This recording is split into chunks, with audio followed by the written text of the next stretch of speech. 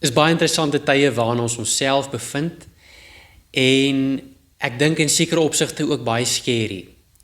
Veral as jy kyk oor dit wat oor die wêreld aan die gang is.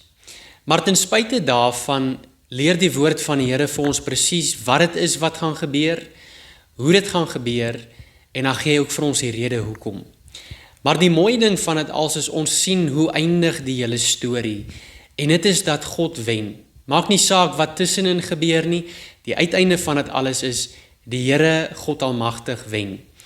Maar ek wil jou bemoedig met hierdie woord wat ek 'n tyd terug in Openbaring gelees het, die eerste hoofstuk, waar die Here self sê, ek is die Alfa en die Omega, die begin en die einde, sê die Here, die een wie is, wie was en wat kom, die Almagtige. En eintlik kom dit daarop neer dat hy sê dat voor alles was hy God. En na dit alles is hy nog steeds God. Hy is nog steeds in beheer ten spyte van wat aan die gang is.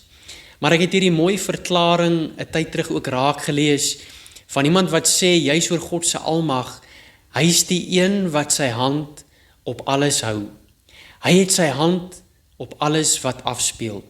En dit is die wonderlike ding van dit alles is dat ons weet, hy is en hy bly nog steeds in beheer. Sy hand is in hierdie storie. Maar wat ook belangrik is vir jou om te weet, sy hand is ook op jou. Hou goeie moed, die Here is nog steeds in beheer. God seën u.